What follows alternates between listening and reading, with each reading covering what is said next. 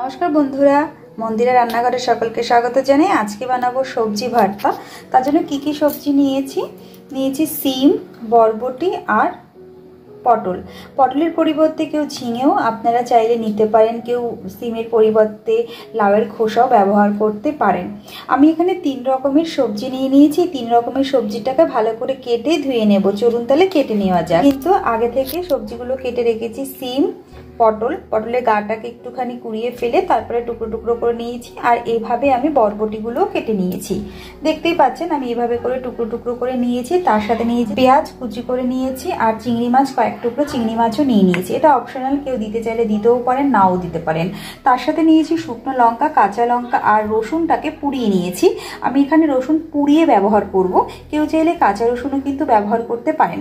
এই রসুনটাকে আমি পুড়িয়ে রেখেছি আগে থেকে, এটাকে আমি ছাড়িয়ে নেব, এই খোসাটাকে ছাড়িয়ে নেব। এইটাকে সিদ্ধ বসিয়ে দিই। তার জন্য একটা কড়াইতে জল নিয়ে নেব। কড়াইতে আমি বেশ খানিকটা জল নিয়েছি। তার মধ্যে পুরো সবজিটা দিয়ে দেবো, আর এই 3টে কাঁচা লঙ্কা রেখেছিলাম সেটা দিয়ে দেবো।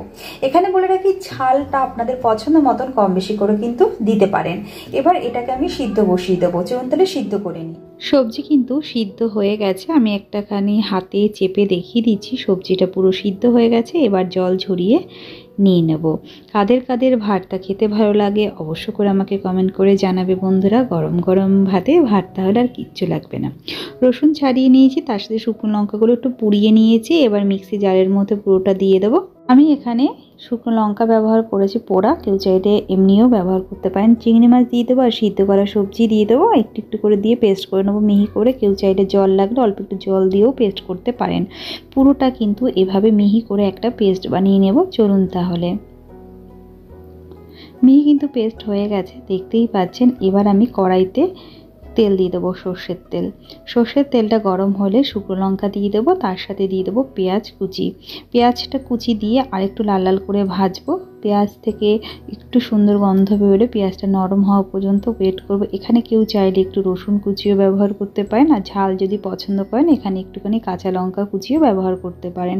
যতবে আমি বাটার সময় দিয়েছি তাই জন্য এখানে আর ঝাল বেশি দিলাম না। আমার কিন্তু পেঁয়াজ অনেকটাই ভাজা হয়ে গেছে। এবার আমি পুরো পেস্টটাই কিন্তু দিয়ে দেব। তার সাথে দেব স্বাদ অনুসারে লবণ আর পরিমাণ মতন হলুদ গুঁড়ো দিয়ে এটা কিন্তু নাড়াবো যতক্ষণ না কড়াই থেকে ছেড়ে না দেয়। অনেকক্ষণ একটু নাড়াচাড়া দেওয়ার পর একটু লোতে দিয়ে নাড়াচাড়া দেবেন। দেখবেন কিছুক্ষণ পর কড়াই থেকে আপনা আপনি ছেড়ে দিলে রেডি হয়ে যাবে আমার এই সবজি ভর্তা। অবশ্যই একবার ট্রাই করবেন। গরম ভাতের দারুণ লাগে। একটা বাটির মধ্যে নিয়ে উপর থেকে কাঁচা সর্ষের তেল দিলে রেডি হয়ে যাবে আমার এই সবজি ভর্তা। কে কোথা থেকে দেখছো বন্ধুরা অবশ্যই করে আমাকে কমেন্ট করে জানিও। আর যারা নতুন বন্ধুরা অবশ্যই করে চ্যানেলটা সাবস্ক্রাইব করে দিও, পাশে থাকা বেল আইকনটি অন করে দিও, যাতে নতুন নতুন ভিডিও আপনারা চটজলদি পেয়ে যান, এর একটুও মিস না হয়। আর আমার যারা বন্ধুরা অবশ্যই আমাকে সাবস্ক্রাইব করে দিয়েছো, এত ভালোবাসা আর এত সাপোর্ট করছো, তাদেরকে অনেক অনেক ধন্যবাদ। আর অনেকে অনেক সুন্দর সুন্দর আমাকে SMS করছো, তাদের জন্য অনেক অনেক ধন্যবাদ। আর যারা নতুন নতুন ভিডিও দেখার জন্য মন্দিরের রান্নাঘরে এসে আপনারা দেখতে পারেন। আর আজকের মতন টাটা, আবার দেখা হবে নতুন কোনো রেসিপি নিয়ে। আমার কিন্তু গরম ভাতে দুর্দান্ত লাগে এই ভর্তা রেসিপিটা। আপনাদের কেমন লাগে অবশ্যই জানাবেন।